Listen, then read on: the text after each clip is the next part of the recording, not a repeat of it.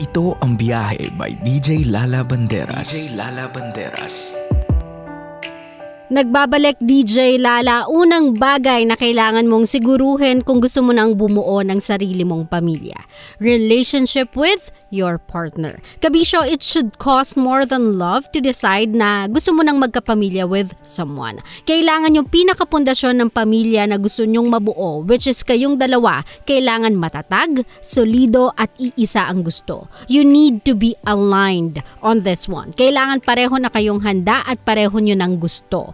Put more focus on handa. Hindi lang financially, which pag-uusapan natin mamaya, kundi emotionally ready to become a parent and to take responsibility for a life. Being a father requires you to be more than just a provider. At ang pagiging ina requires you more than just feeding and bathing your kids. Tandaan ninyo, you are about to give up a portion of your life para lang sa magiging anak ninyo. So both of you guys should be ready and committed to this decision. Sa panahon ngayon, my love, I just find it stupid kapag may mga taong nagsasabing aksidente lang yung nangyari, hindi naman talaga namin sinasadyang makabuo. That is just a stupid excuse. With access to modern science and a handful of free info sa internet, not to mention countless example of people who committed the same thing. Paano ka pa na-aksidente? Diba? So I think you can agree with me on this one, my love, na napaka-stupid ng rason na yun. So again, keep in mind the first thing na kailangan mong i-ensure.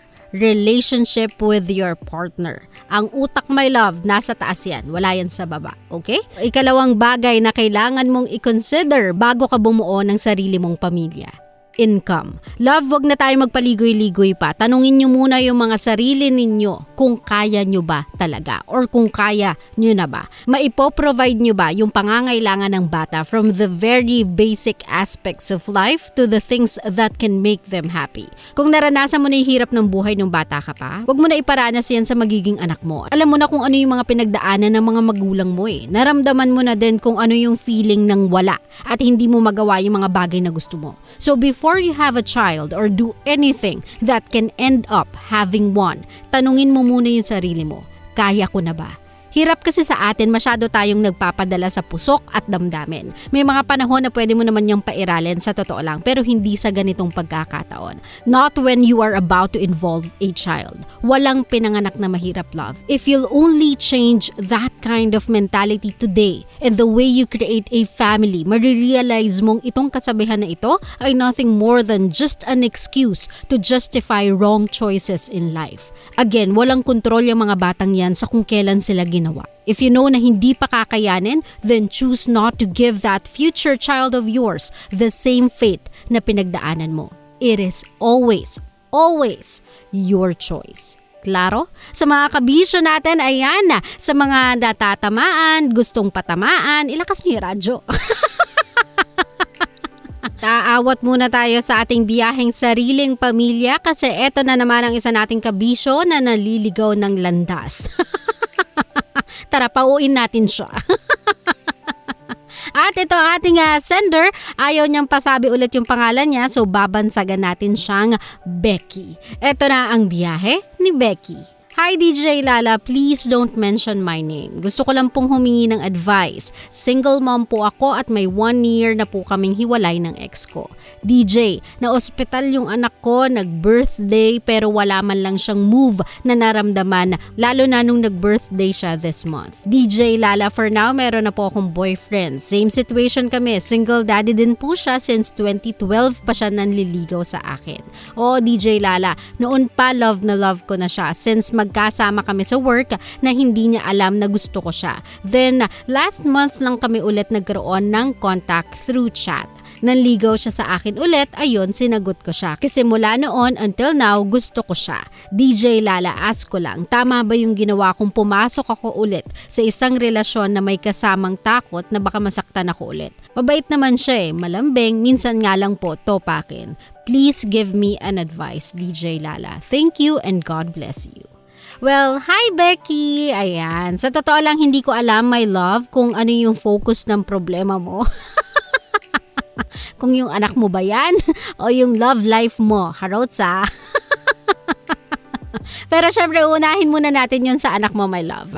Alam mo naman siguro, Becky, na you can always resort to legal actions pagdating sa child support. If ang nakapirma naman sa birth certificate ng bata ay yung tatay niya bilang tatay niya, he is bound by the law to support the child regardless of your relationship status. May mga lalaki kasi or partner for that matter na ginagawang dahilan yung bago ng mga ex-partners nila para hindi sumuporta sa mga anak nila. Yung mga linyang, may bago ka naman, ba't di naman siya ang sumagot dyan sa bata? O bakit may partner ka na bakit di yan yung magsustento sa inyo? Hindi kasi yun ganun, love Walang kinalaman yung mga bata sa naging desisyon ninyo nung naghiwalay kayo ng ex mo. Most definitely, hindi nila yun ginusto. So wag mong gamiting bala yung mga bata para hindi sumuporta. Okay? Wag nyo silang gawing bala sa immature ninyong gera. Klaro? So Becky, again, you can always resort to this option of legal action if hindi talaga siya makikipag-communicate sa'yo ng maayos o matino.